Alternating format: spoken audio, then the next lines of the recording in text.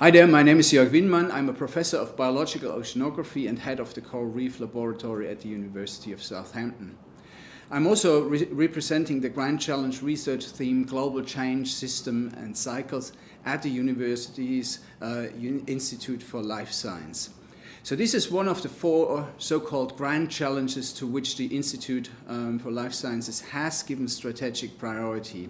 So they form also the core of the interdisciplinarity life science research within the university. And they reflect the university's strategy, which realizes that the most pressing societal problems have solutions spanning across academic disciplines. Consequently, the university has invested heavily in the field of interdisciplinarity to meet these demands, and the Institute of Life Science is one of the most prominent manifestations of these efforts. Today it's my pleasure to introduce the IfLS conference Life in a High Carbon World. The rise of CO2 levels and the associated changes such as global warming and ocean acidification have the potential to seriously sharpen the reciprocal interactions between human societies, ecosystems and the abiotic environment. Therefore, the pressing question emerges: how will the future in a high carbon world look like?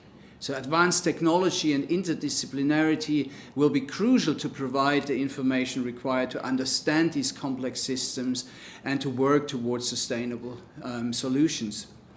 So we assembled the program of this conference in the understanding that the impact of rising CO2 levels needs to be studied at multiple levels, ranging from large-scale systems and cycles which affect whole ecosystems down to the molecular level that drives the physiological capacity of individual species to respond to change.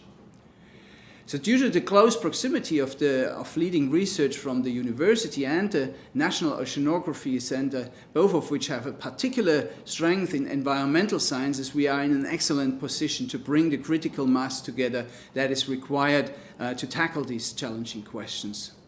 Together we aim to understand how changes in atmospheric CO2 affects large-scale systems and subsequently the functioning of ecosystems and human societies that depend on them.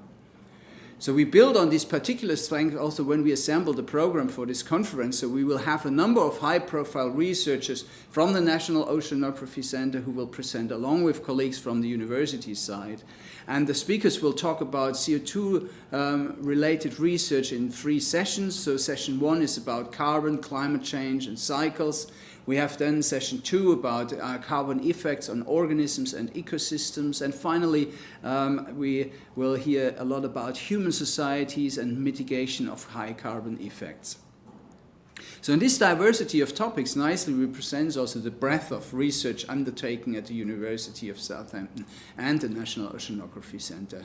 So we are very proud that some esteemed scientists from other universities have agreed to contribute to our conference. So we have, for example, Professor Hans-Otto Pörtner from the Alfred Wegener Institute in Bremerhaven. So and he will talk about climate change impacts on ocean biology, physiological underpinnings, projections and uncertainties.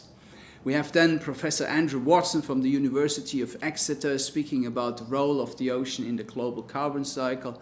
And then followed by Chris Perry as well from Exeter, and he speaks about trajectories of coral reef carbonate production and accretion in a high CO2 world.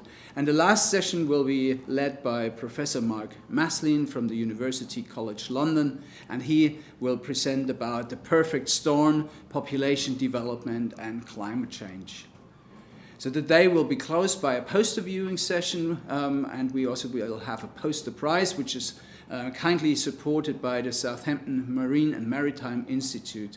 So I think this is going to be an exciting day, and there will be plenty of opportunities to discuss and to set up new collaborations. So I hope that I will see many of you on that day.